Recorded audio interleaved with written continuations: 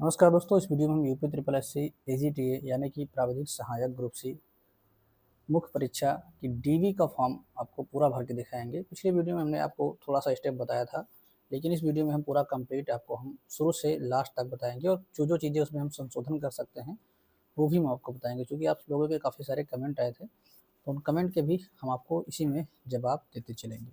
ठीक है, तो सबसे पहले आपको यूपी ट्रिपल एस सी की साइड पर आ जाना है। उसके बाद आपको यहीं पर अपलोड डॉक्यूमेंट का ऑप्शन मिलेगा बीच में, यहाँ पे क्लिक करना है या फिर यहाँ पे क्लिक करना है। ठीक, दोनों में से कहीं पर भी क्लिक करेंगे। ठीक, आप यहाँ पर अपलोड डॉक्यूमेंट पे क्लिक करेंगे तो वहाँ पे पहुँच जाएंगे। ठीक, उसके बाद आपके पास रजिस्ट्रेशन संख्या होनी चाहिए, तो रजिस्ट्रेशन संख्या हम यहाँ पे डालेंगे।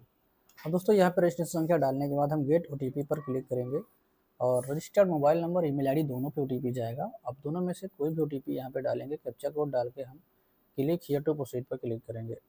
अब आपके सामने यहाँ पर कुछ इंस्ट्रक्शन आएगी, आप यहाँ पर उसको पढ़ सकते हैं। दोस्तों ये नोटिस है, इस पर ऑलरेडी इससे पहले वाले वीडियो में बात कर चुके हैं। सारी चीज़ें इसमें क्या क्या होना है वही सारी चीज़ें इसमें दिया गया है। तो चलिए आगे बढ़ते हैं। तो आई एक्सेप्ट पर क्लिक करेंगे। अब दोस्तों यहाँ पर हिंदी में नाम शो होगा। अगर आपको लगता है कि हाँ ये नाम सही है तो कोई दिक्कत नहीं है, अगर लगता है इसको चेंज करना है तो अपने हिसाब से इसको चेंज कर सकते हैं। मान लो आप हिंदी में नहीं टाइप कर पा रहे हैं तो आप इंग्लिश टू हिंदी ट्रांसलेटर का यूज़ कर सकते हैं। यहाँ पे अपना नाम इंग्लिश में लिखेंगे, हिंदी में ट्रांसलेट होके आ जाएगा। ठीक है, उसके बाद यहाँ पे फ़ोटो जो अपलोड करना है वो आपको 50 से 100 KB के बीच करना है। इसको कैसे रिसाइज करेंगे, इसके लिए एक वेबसाइट है image.pi.org। इस वेबसाइट पे जाएंगे और यहाँ पर आपको ऑप्शन मिल जाएगा रिसाइज इमेज 3.5 बाई 4.5 सेंटीमीटर। इस पर आपको क्लिक करना है और इस फोटो को सिलेक्ट कर लेना, जैसे जो फोटो आपको अपलोड कर लेनी है। ठीक, उसके बाद यहाँ पर कंप्रेस इमेज वाले पर आएंगे तो यहाँ पर आपको साइज़ डालने का ऑप्शन आएगा। अब साइज़ कितना चाहिए हमको, 50 से 100 KB। तो बाई डिफ़ॉल्ट तो यहाँ 100 आ रहा है, तो आप 100 रखिए या फिर 80 कर दीजिए। उसके बाद रिसाइज इमेज पर क्लिक करिएगा। ठीक, आपकी फ़ोटो रिसाइज हो जाएगी। यहाँ पे आप अपना नाम डाल सकते हैं, ठीक, या फिर जो भी आपको मन आए यहाँ पे डाल दीजिए, कोई ज़्यादा इशू उससे नहीं होने वाला है। अब ये फ़ोटो रिसाइज हो गई 79 KB के बीच। अब इसको हम अपलोड करके आपको दिखाते हैं। अपलोड करने के लिए चूज़ फाइल पर क्लिक करेंगे और उस फोटो को सेलेक्ट करके अपलोड फोटो पर क्लिक कर देंगे। अब देखेंगे फ़ोटो यहाँ पे सक्सेसफुली अपलोड हो चुकी है। यहाँ से हम इसको कट कर देंगे। अब क्या करना है, आपको अभ्यर्थी के पिता का नाम डालना है। ठीक, यहाँ पर डालेंगे और जन्म स्थान, पिता का जन्म स्थान आपको यहाँ डालना और यहाँ पर अभ्यर्थी के पिता का निवास का पूरा पता डालना है। ठीक, कहाँ पे रहते हैं। उसके बाद यहाँ पर और यहाँ पे जो पिता का मूल निवास का पता है वो 250 कैरेक्टर में आप डाल सकते हैं, तो आप पूरा एड्रेस डाल दीजिएगा, विलेज, पोस्ट, पिन कोड, इसके अलावा पुलिस स्टेशन है ना, डिस्ट्रिक्ट आपको डालना ही है। उसके बाद यहाँ पर राष्ट्रीयता, माता की राष्ट्रीयता पूछा है और पिता की राष्ट्रीयता, वो तो ऑलरेडी इंडियन सेलेक्ट ही है, तो इसमें कोई दिक्कत ही नहीं है। हाँ, अगर आपकी शादी हो गई है तो आप इसे यहाँ पर आप चेंज कर सकते हैं, तो यस नो का ऑप्शन दिया गया है। ठीक, अगर मान लो आप यहाँ पे यस करते हैं तो यहाँ पर आपकी पत्नी के बारे में भी आपको ऑप्शन देखने को मिल जाएगा। पत्नी का नाम क्या है, उनका जन्म स्थान क्या है, उनकी राष्ट्रीयता क्या है, यानी अगर किसी दूसरे कंट्री से आप शादी करके लाए हुए हैं तो यहाँ पे मेंशन करेंगे। इसके अलावा यदि हाँ तो अभ्यर्थी एक से अधिक जीवित पत्नियाँ हैं, अगर एक से अधिक हैं तो यहाँ यस करेंगे, नहीं नो कर देंगे। ठीक है, फिलहाल अभी हम यहाँ पर नो कर देते हैं। अगला ऑप्शन है अभ्यर्थी के पिता या पति का वर्तमान पता, यदि मृत हो तो अंतिम पता। ठीक है, तो फिलहाल इसमें वही डालना है जो इस समय है। ठीक है, और बाकी इधर कुछ नहीं करना है, राष्ट्रीयता बदली है। हाँ, यहाँ पर है जाति का विवरण, क्या अभ्यर्थी अथवा अभ्यर्थी के पिता या पति जन्म तथा अथवा अधिवास भारतीय नागरिक हैं, तो यहाँ पर यस ही है, यानी कि अगर भारतीय नागरिक नहीं है, बाहर से आए हुए हैं, तो यहाँ पे नो करेंगे। ठीक है, अभ्यर्थी की जाति जैसे कैटेगरी यहाँ पर OBC है, अब कैटेगरी चेंज करने का ऑप्शन यहाँ पे नहीं दे रहा है। ठीक है, जैसे कि OBC सेलेक्ट है तो ऑलरेडी OBC ही आ रहा है। अब यहाँ पर उपजाति का विवरण देना है। उपजाति आपकी जाति प्रमाण पत्र में लिखी रहती है। क्या अभ्यर्थी विज्ञापन में उल्लिखित विभिन्न वर्ग या आयु जाति की छूट, यानी अगर आपको एज रिलैक्सेशन लेना है तो यहाँ पे यस करेंगे, नहीं तो इसको नो रखेंगे। ठीक है, ओवर एज कैंडिडेट के लिए है। अब उसके बाद नंबर आता है क्वालिफिकेशन का, तो यहाँ पर देखिए क्या क्या चीज़ आप चेंज कर सकते हैं। सबसे पहले हाई स्कूल इंटरमीडिएट तो ऑलरेडी भरा हुआ आ रहा है, ग्रेजुएशन का नहीं आ रहा है, ग्रेजुएशन फॉर्म में डाला गया है लेकिन उसके बाद भी नहीं आ रहा है। तो इसमें क्या चेंज कर सकते हैं ये जानने के लिए हम ऐड पर क्लिक करेंगे। अब यहाँ पर आप देखेंगे क्या क्या चेंज कर सकते हैं। आप बोर्ड का नाम नहीं बदल सकते हैं। आप यहाँ पर श्रेणी सिलेक्ट करेंगे कि कौन सी श्रेणी से आप पास है, तो 69% है तो फर्स्ट डिवीजन है। ठीक, उसके बाद यहाँ पे आप वर्ष नहीं चेंज कर सकते, परसेंटेज भी नहीं चेंज कर सकते, प्राप्तांक भी नहीं चेंज कर सकते। हाई स्कूल के विषय आप यहाँ पर डाल सकते हैं। ठीक, इसके अलावा निर्गत तिथि या परिणाम तिथि, यानी रिजल्ट कब आया है उसकी डेट, और या फिर आपका सर्टिफिकेट पर जो मार्कशीट दी गई है वो डेट आप यहाँ पे डाल सकते हैं। ठीक है, दोनों में से कोई भी जो आपके फिलहाल मार्कशीट वाला ही डालिएगा, क्योंकि रिजल्ट का कोई प्रूफ आपके पास रहता नहीं। ठीक है, वो यहाँ डाल के अपडेट पर क्लिक करेंगे। अगर नहीं चेंज करना है तो इसको छोड़ देंगे। वैसे यहाँ पर नहीं आ रहा है तो आप डाल दीजिएगा, ज़्यादा सही रहेगा। ठीक है, तो यहाँ पर आपको रिजल्ट की डेट और यहाँ पर विषय डालना है। विषय आपके हाई स्कूल में जो भी सब्जेक्ट है, जैसे 5-6 सब्जेक्ट यूपी बोर्ड में रहता है, बाकी सीबीएसई में 5 सब्जेक्ट रहता है, तो आपको जो भी हो आप यहाँ पे डालेंगे। उसी तरह से इंटरमीडिएट में भी आप यहाँ पे डाल सकते हैं। प्रमाण पत्र संख्या यहाँ पर दिया गया है, लेकिन फॉर्म जब भरा आया गया था उसमें यहाँ पर रोल नंबर या प्रमाण पत्र संख्या 2 ऑप्शन थे, तो आपका जो भी पड़ा हुआ है कोई उससे इशू नहीं है, उसको रहने दीजिए। ठीक है, यहाँ पर आप इशू डेट डाल दीजिए। उसके बाद यहाँ पे ग्रेजुएशन का डिटेल नहीं पड़ा हुआ है, तो ग्रेजुएशन वाले पे हम ऐड करते हैं। अब देखेंगे ग्रेजुएशन वाले में हमने कुछ नहीं डाला था, यानी तो यहाँ पे ग्रेजुएशन के लिए सारे ऑप्शन खुल रहे हैं। जैसे कि आपको यहाँ पे यूनिवर्सिटी का नाम डालना है, फिर कौन से श्रेणी से आप पास हुए हैं, कौन से ईयर पास हुए हैं, ठीक, ग्रेड सिस्टम था या परसेंटेज सिस्टम था। अगर परसेंटेज डालेंगे तो आपको मार्क्स डालना होगा, फिर परसेंटेज ऑटोमेटिक आएगा, विषय डालना है, सारी चीज़ें आपको ग्रेजुएशन की यहाँ पर डालने का ऑप्शन आएगा। पीजी किए तो पीजी डाल सकते हैं, लेकिन अतिरिक्त ऑप्शन कोई मतलब नहीं निकलेगा, क्योंकि उससे कोई फ़ायदा होने वाला नहीं है। ठीक है, फिर उसके बाद नंबर आता है। चलिए इतना हम डाल के फिर आपको आगे दिखाते हैं। अब दोस्तों यहाँ पे हम डेट कैसे डालेंगे, देखिए आपको जब इस पर क्लिक करेंगे तो कैलेंडर खुल के आ जाएगा। ठीक, उस केस में हम यहाँ पे हमको सन ढूंढना होगा, और पहले इस पर क्लिक करेंगे तो आपको सन सेलेक्ट हो, जैसे कि 2011 में आया है। उसके बाद हमें जून मंथ है तो जून में चले जाएंगे, फिर हम यहाँ पे डेट डालेंगे, जैसे कि 10 जून को आया है तो 10 जून। ठीक, ये उल्टा आ रहा है, 10 उधर आ रहा है, यानी पहले ईयर आ रहा है, फिर डेट आ रहा है, फिर मंथ आ रहा है, फिर डेट आ रहा है। इतना डाल के हम अपडेट करते हैं। अब यहाँ पर देख लीजिए हमने जो चेंज किया है। पासिंग ईयर 2011 है, फर्स्ट डिवीजन है। ठीक है, प्राप्तांक यहाँ पे हमने सब्जेक्ट डाला है Hindi, English, math, science, social science और ड्राइंग। ठीक है, और प्रमाण पत्र संख्या पहले से पड़ी थी। निर्गत तिथि हमने यहाँ पर डाल दी है 10 जून 2011। अभी भी अगर आपको लगता है कुछ चेंज करना है तो एडिट पर क्लिक करके आप चेंज भी कर सकते हैं। ठीक, इसी तरह हम इंटर का, इसी तरह से ग्रेजुएशन का डिटेल डाल लेंगे। अब दोस्तों यहाँ पर सब्जेक्ट में हमने ऑल एग्रीकल्चर सब्जेक्ट डाल दिया है, क्योंकि बहुत सारे सब्जेक्ट हैं, कितने हम डालेंगे, इस वजह से हमने कॉमन इसे डाल दिया है। ठीक है, और यहाँ पर इशू डेट उल्टा पड़ी हुई है, आप लोग देख लीजिएगा, पहले ईयर आ रहा है, फिर मंथ आ रहा है, फिर डेट आ रहा है, उसी फॉर्म में पड़ ही रहा है। परसेंटेज जब आप डाल रहे होंगे उस समय शो नहीं होगा, जब सबमिट कर देंगे तो परसेंटेज शो होने लगेगा। ठीक है, अब हम चलते हैं आगे। अब आगे क्या है, अभ्यर्थी अपनी विगत अथवा वर्तमान नियुक्ति का विवरण नीचे दे। अगर कोई कहीं जॉब कर रहा है तो वो मेंशन करेगा कौन से पद पे कर रहा है, उसका पद क्या नाम है, स्थायी है या अस्थायी है। ठीक है, मूल वेतन क्या है, मैट्रिक लेवल कौन से लेवल का है वो यहाँ मेंशन करेगा। ठीक है, बाकी सेवा योजक का नाम, नियुक्ति की तिथि, नियुक्ति का स्थान, और पूर्व पद या पद त्याग की दशा में छोड़ने की तिथि भी आपको मेंशन करना होगा।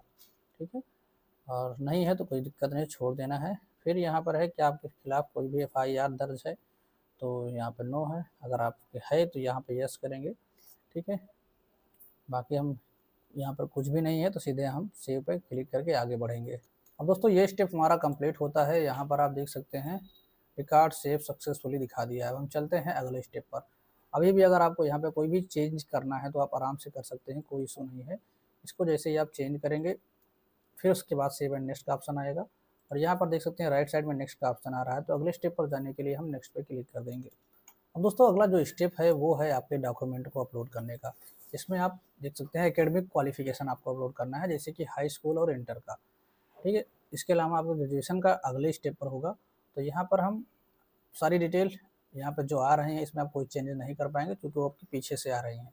ठीक है, अब यहाँ पर आपको अपलोड करना है PDF बना के 200 KB से लेकर के 2 MB तक। तो आप ऐसा करिएगा कि अगर अच्छा फ़ोन है तो फ़ोन से बढ़िया से स्कैन करिएगा, अदरवाइज़ आप किसी साइबर कैफ़े पे चले जाइएगा, वहाँ से स्कैन करके अपलोड करवाइएगा। ठीक है, उससे क्या होगा, क्लियर जो है क्वालिटी आएगी। या फिर अगर फ़ोन आपके पास है तो फ़ोन पे भी आप फ़ोन से भी कर सकते हैं, कोई इशू नहीं है। बढ़िया बराबर से रख के करिएगा। ठीक है, लाइट वगैरह ना आए, एकदम पूरा सीधा फ्लैट इसको रख लीजिएगा, और ऊपर कैमरा भी डायरेक्ट सीधा रख, ठीक है, टेढ़ा मेढ़ा करके नहीं करिएगा। ऐसे करके करेंगे तो बढ़िया से आएगा। फिर उसके बाद PDF बनाना है, हम आपको बताते हैं कैसे PDF बनाएंगे। अब हमारे पास स्कैनर लगा हुआ है, इस वजह से हम कंप्यूटर से अपने प्रिंटर से स्कैन कर रहे हैं। तो यहाँ पे हमारी स्कैनिंग कंप्लीट होने वाली है। अब देख सकते हैं मार्कशीट हमारी आ गई है, इसको हम सेव कर लेंगे।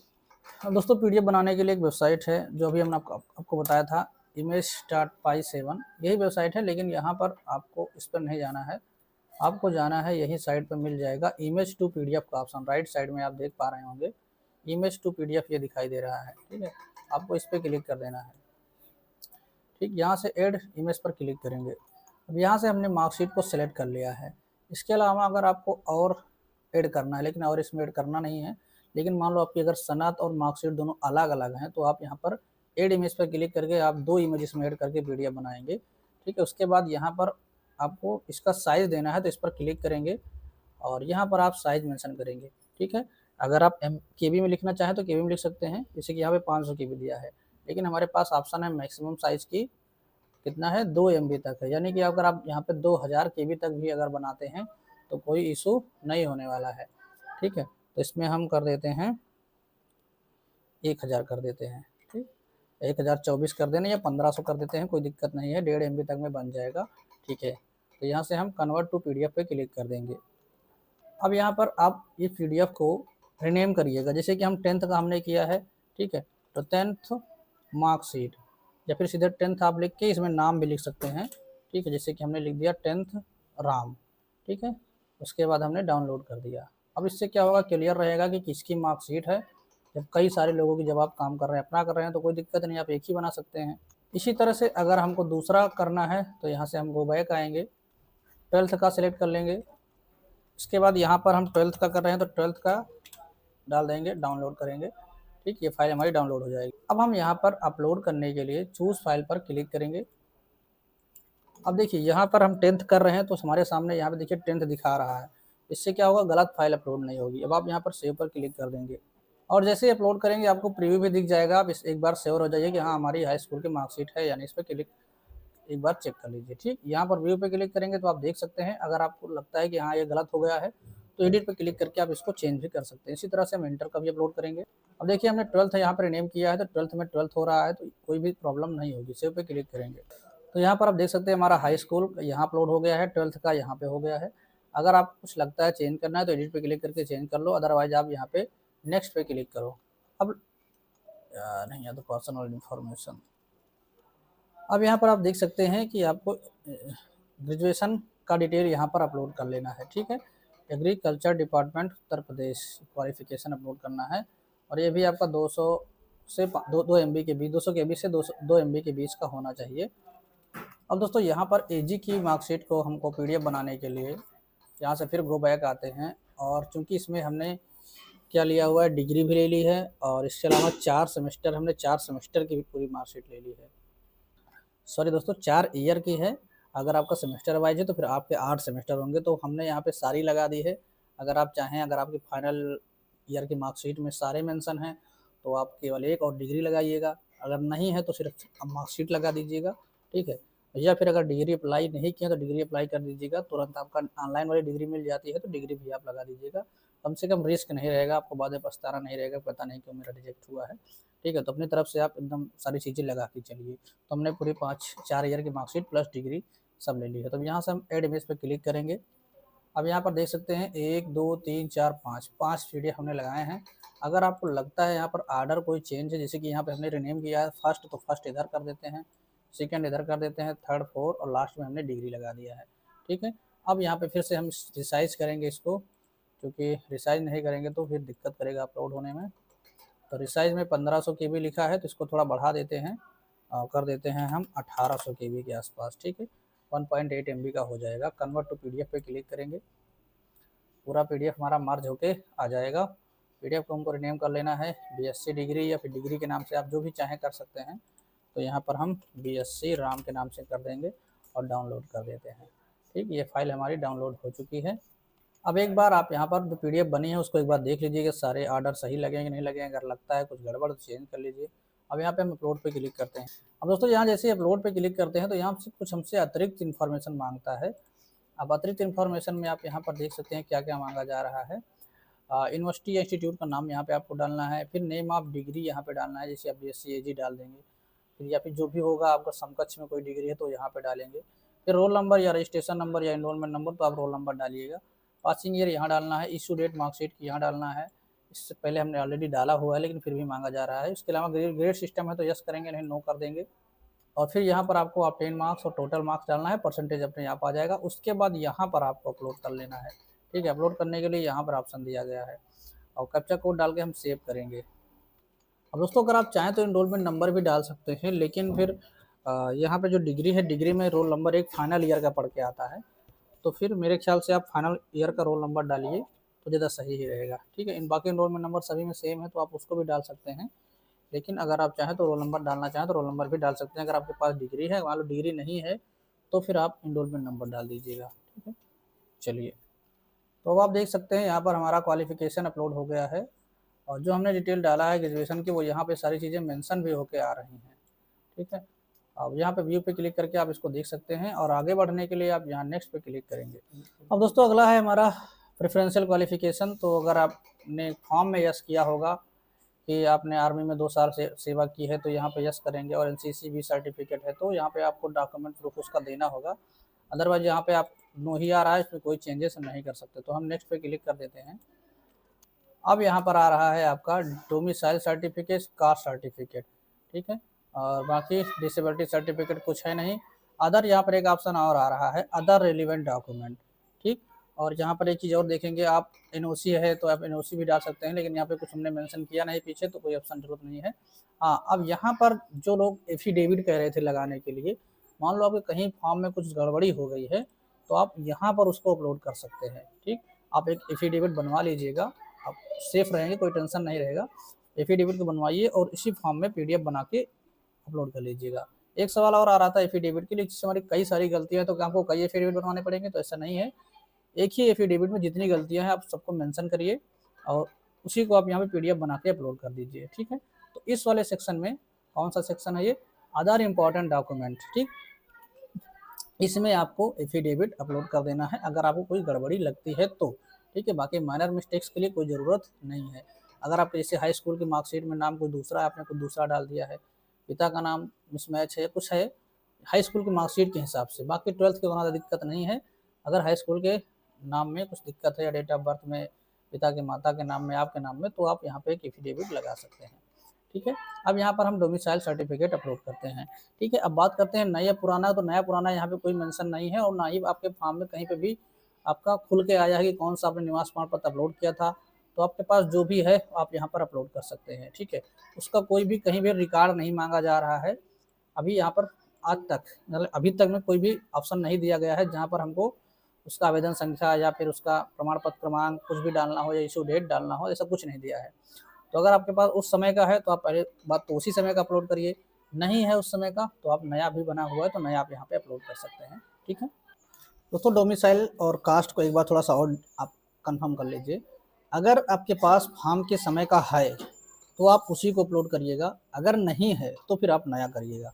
ठीक है दोस्तों, अपलोड करते हैं हम यहाँ पर सबसे पहले डोमिसाइल यानी निवास प्रमाण पत्र, तो इस पर हम क्लिक करेंगे। अब दोस्तों यहाँ पर जिस तरह से आपका ग्रेजुएशन का डिटेल मांगा था उसी तरह से यहाँ पर निवास का भी मांग रहा है।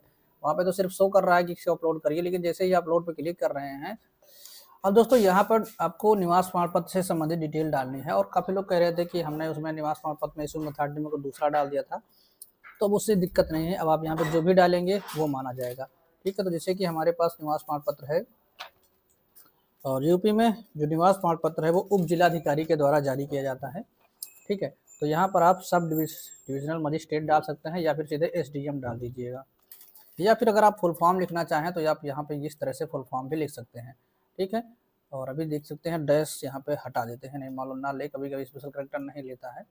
उसके बाद इशू डेट हमारी जो है वो 14 मई 2024 की है, यानी जब फॉर्म आया था तो हम उसी समय का डाल रहे हैं 14 मई। कोई इशू इससे होने वाला नहीं है। ठीक है, 14 मई 2024 का। सर्टिफिकेट नंबर इसमें रहता है, नीचे वाला प्रमाण पत्र संख्या है तो उसको डालेंगे।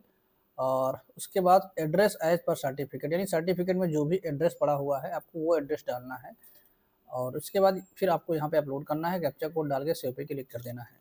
अब दोस्तों यहाँ पे निवास का हमारा पूरा डिटेल अपलोड हो गया है, ऊपर आपको सारी चीज़ें शो होंगी। पर्सनल इन्फॉर्मेशन मैं नहीं दिखा सकता, इस वजह से हमने उसको ऊपर कर दिया है। अब इसी तरह से कास्ट पे जब हम क्लिक करेंगे, अब हमको कास्ट में क्या क्या करना है, कास्ट में काफ़ी कम इन्फॉर्मेशन रहती है तो उसी हिसाब से यहाँ पर इशूइंग अथॉरिटी, तो इशूइंग अथॉरिटी जो कास्ट की होती है वो होती है तहसीलदार। तो यहाँ पर हम तहसीलदार डाल देंगे, तहसीलदार, ठीक है। उसके बाद इशू डेट भी हमारी यहाँ पर सेम वही डेट है 14 मई 2024। आप में नई है तो आप नहीं डालेंगे, ठीक है। हमने यहाँ पे पुराना ही लगाया है फॉर्म के समय का ही, 14 मई 2024, ठीक है। सर्टिफिकेट नंबर आपका जो उसमें रहेगा वो आपको डालना है और चूज़ फाइल पे क्लिक करके कैप्चा कोड डाल के आपको सेव करना है। हाँ, एक बार सेव करने के बाद इसको ज़रूर देख लीजिएगा, क्योंकि अगर आप सही डिटेल नहीं अपलोड करेंगे तो फिर आपको रिजर्वेशन नहीं मिलेगा, ठीक है। तो ये वजह से आप अच्छे से देख लीजिएगा। अब दोस्तों यहाँ पर हमारा जाति प्रमाण पत्र का डिटेल अपलोड हो गया है, सेव एंड नेक्स्ट पे क्लिक कर देते हैं। अब दोस्तों यहाँ पर हमने सारे जो है स्टेप कंप्लीट कर लिए हैं, basic detail, academic qualification, essential qualification, preferential qualification, other document. इसके बाद हम यहाँ पे पहुँचाए हैं डिक्लेरेशन एंड फाइनल रिजल्ट पे। और यहाँ पर देख सकते हैं कितने डॉक्यूमेंट रिक्वायर्ड थे, यहाँ पर दिखा रहा है। एकेडमिक क्वालिफिकेशन में 2 रिक्वायर्ड थे, हमने 2 कर दिए हैं। एसेंशियल क्वालिफिकेशन में 1 रिक्वायर्ड था, हमने 1 डॉक्यूमेंट दिया है। इसके अलावा अदर इम्पॉर्टेंट में जो आपका निवास और जाति अपलोड हुआ है वो 2 हुआ है। टोटल मिला के 5 डॉक्यूमेंट चाहिए, 5 तरह के डॉक्यूमेंट यहाँ पर अपलोड हुए हैं, ठीक है। सारे स्टेप हमने कंप्लीट कर लिए हैं। अभी भी लगता है आपको किसी में कोई कमी है तो आप यहाँ पे डायरेक्ट जिस पर क्लिक करेंगे डायरेक्ट उस पर जंप कर पाएंगे। शुरुआत में आप यहाँ पर जंप नहीं कर सकते थे, जो कि हमने स्टेप कंप्लीट नहीं किए थे। अब कंप्लीट कर लिए हैं तो जहाँ भी चाहे वहाँ पर आप जंप कर सकते हैं।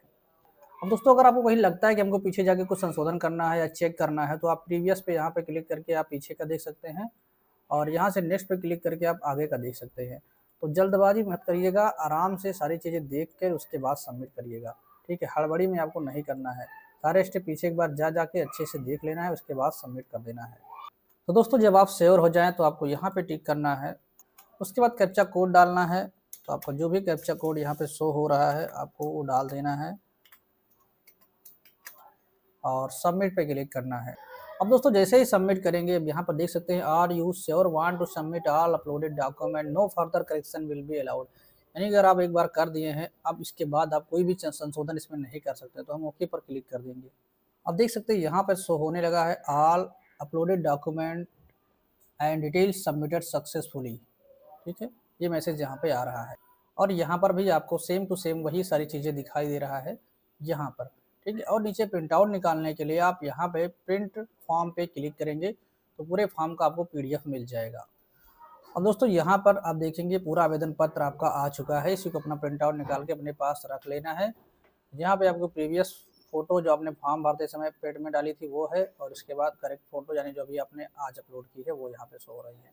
बाकी सारी इन्फॉर्मेशन आपकी नीचे शो होगी, आपको सारी चीज़ें देख लेना है और पीडीएफ बना के अपने पास रख लेना है। तो दोस्तों आई होप आपको पूरा प्रोसेस अच्छे से समझ में आया होगा। अगर फिर भी कोई डाउट है तो कमेंट बॉक्स में कमेंट करके पूछ सकते हैं। और अगर आपको हमारा प्रयास, हमारा वीडियो अच्छा लगा तो वीडियो को लाइक करें, चैनल पर नए सब्सक्राइब नहीं किया तो कर लीजिए। आप लोग बहुत रिक्वेस्ट कर रहे थे, इस वजह से हमने जो है ये वीडियो आपके लिए बनाया, ठीक है। और बहुत बहुत धन्यवाद हमारे साथी राम बाबू का, जिनका फॉर्म हम आपको भर के पूरा डीबी दिखाए हुए हैं, ठीक है। मिलते हैं हम नेक्स्ट वीडियो में, तब तक के लिए बाय, टेक केयर, जय हिंद, वंदे मातरम।